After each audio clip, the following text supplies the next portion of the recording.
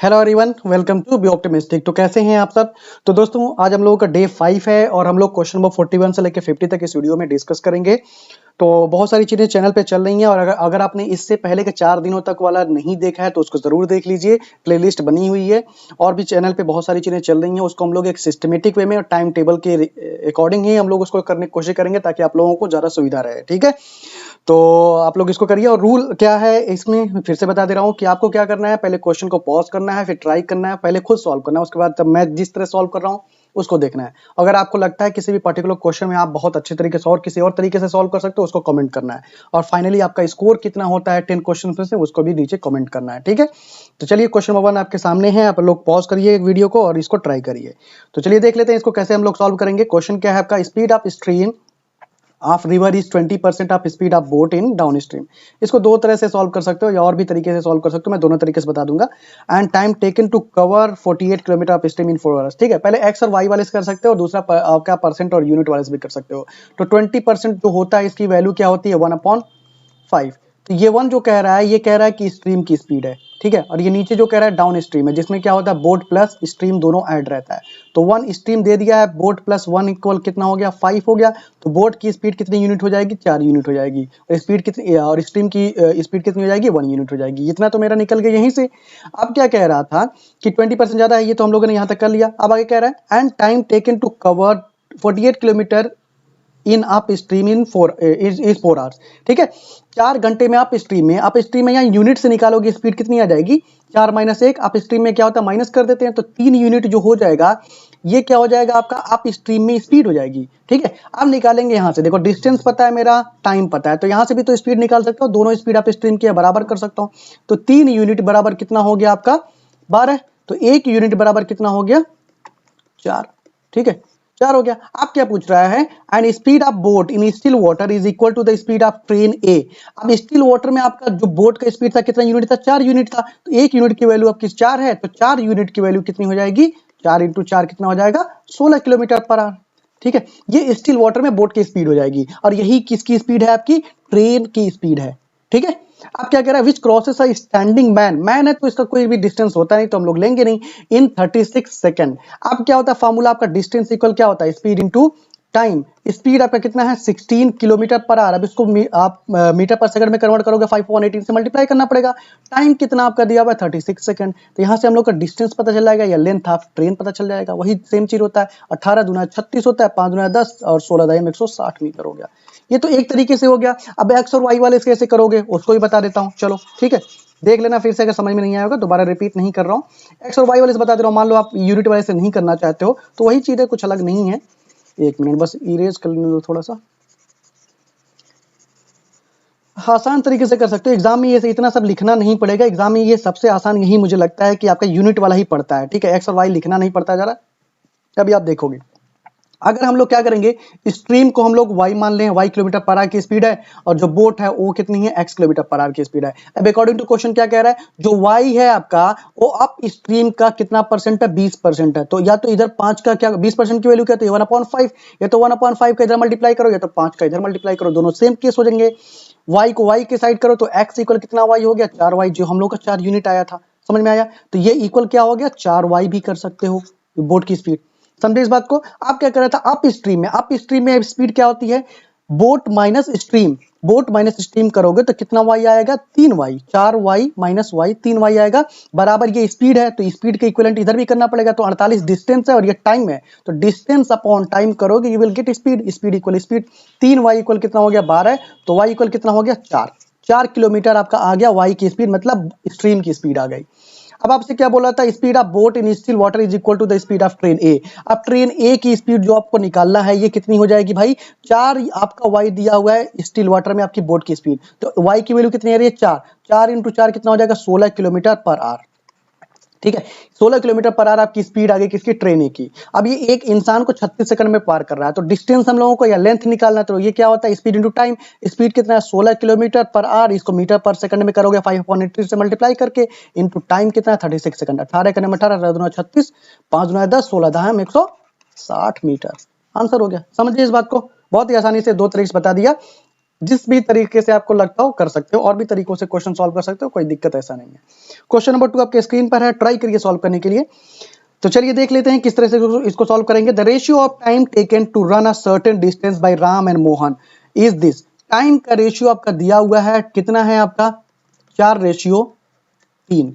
अब स्पीड का रेशियो यहां से निकाल सकते हो, कितना हो जाएगा 3:4। अब देखो 2 के केसेस में तो हम लोगों ने रिवर्स कर दिया, लेकिन अगर 3 रहता 4:3:2 तो क्या इसको हम लोग 2:3:4 लिख सकते थे स्पीड का? नहीं, बिल्कुल भी नहीं। इसको हम लोग रिवर्स करके लिखते हैं 1/4, 1/3, 1/2। यहाँ पर 2 है तो 1/4 रेशियो 1/3 करने पर क्रॉस मल्टीप्लाई होकर यही चीज आता है, इसमें कोई दिक्कत नहीं होता है। तो 3 के केसेस में आप ये चीज नहीं करेंगे, 3 के केसेस में निकालेंगे, ठीक है। डायरेक्टली करेंगे तो गलत हो जाएगा, समझ गए इस बात को, इसी मैंने बता दिया।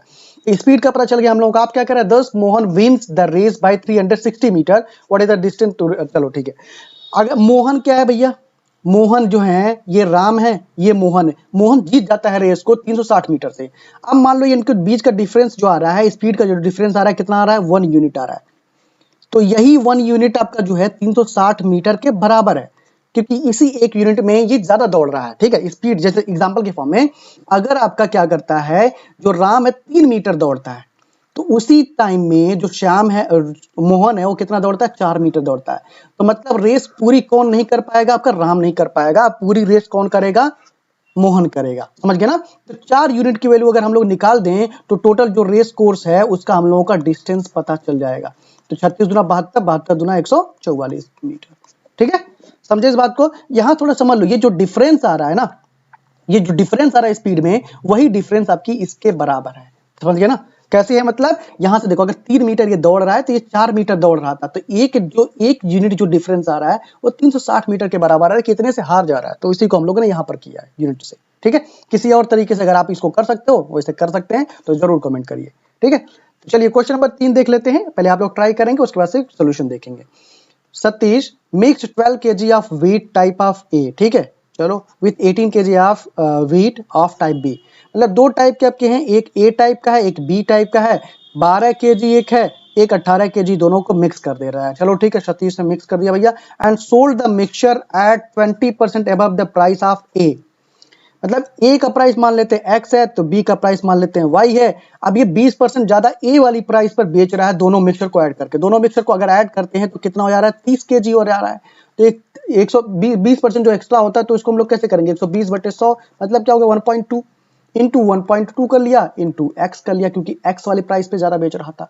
अब क्या कर रहा है, such that there is no profit no loss. अब इन दोनों को अगर बेच रहा है तो ये दोनों का सम जो है इसके इक्विवेलेंट किसके हो रहा है, इसके इक्विवेलेंट हो जा रहा है, ठीक है। अब यहाँ थोड़ा सॉल्व कर लेते हैं। ये 12x हो गया प्लस 18y बराबर 12 × 36x हो गया। x को एक साइड करोगे 24x हो गया बराबर 18y हो गया।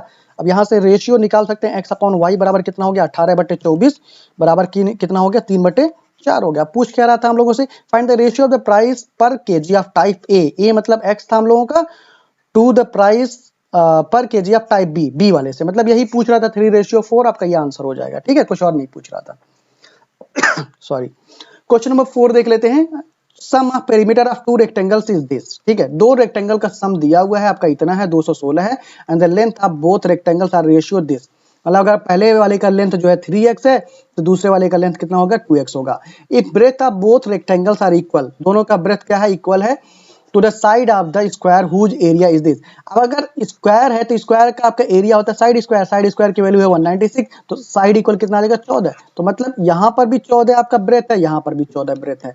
अब आपका क्या कह रहा था पेरीमीटर, तो 2 का मल्टीप्लाई यहाँ पर भी, 2 का मल्टीप्लाई यहाँ पर भी करेंगे। और सम कह रहा था तो जोड़ देंगे, तो पूरे के बजाय मैं ऐसे ही लिख देता हूँ 2 कॉमन करके, बराबर कितना है 216। 2 से कैंसिल करो 108 आ गया, इधर जोड़ लेते हैं 5x हो गया प्लस 28 हो गया बराबर 108। 5x बराबर कितना हो गया 80 हो गया, x बराबर कितना हो गया 16 हो गया। अब पूछ क्या रहा है, then find the sum of area of both rectangles.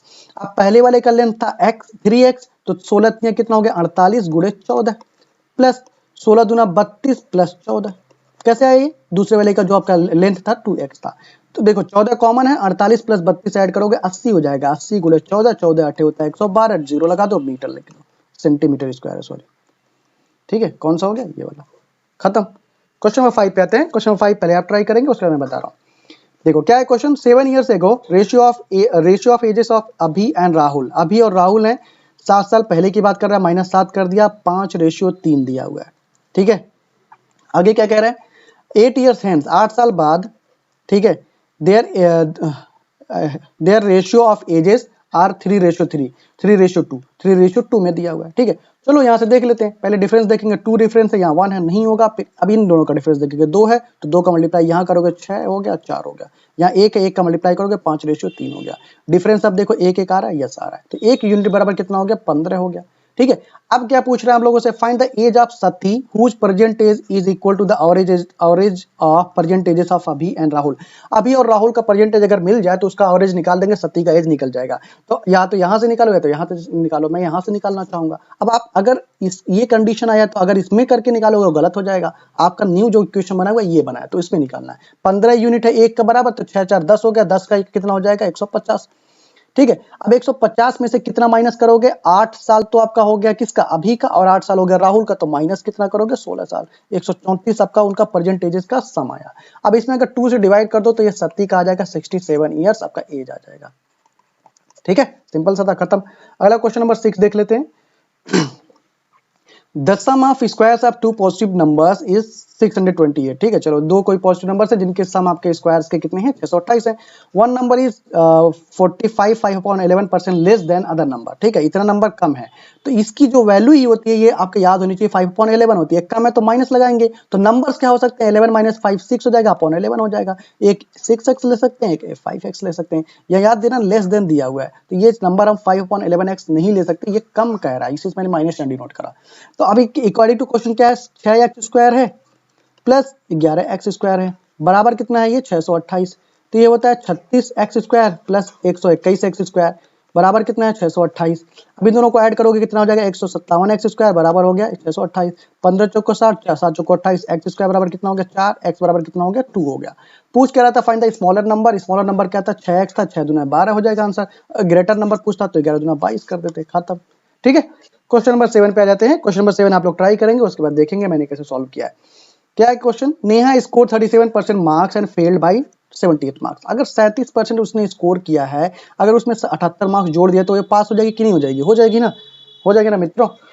If C score 42% marks, अगर वो 42% मार्क्स स्कोर करती तो अगेन वो फेल होती है कितने से, 48 मार्क्स से। अगर 48 मार्क्स ऐड कर दो तो ये भी पासिंग मार्क्स निकलेगा कि नहीं निकलेगा, तो दोनों को बराबर कर देता हूँ, दोनों पासिंग मार्क्स हैं। परसेंटेज को माइनस करेंगे 5% इक्वल कितने नंबर हो जाएंगे, 30 नंबर। ये प्रीलिम्स में आते हैं, कभी कभी पीओ प्रीलिम्स में भी ऐसे टाइप के क्वेश्चन पूछते हैं, बहुत आसान रहता है। तो 1% की वैल्यू यहाँ से निकालेंगे कितना आ जाएगा 6, तो 100% टोटल मार्क्स अगर निकाल लूंगा मैं कितना हो जाएगा 600 हो जाएगा। ये सब लिखना नहीं, ओवरली हो जाता है, ठीक है। अब क्या है, find how much marks would she fail और pass if she had score 48% marks.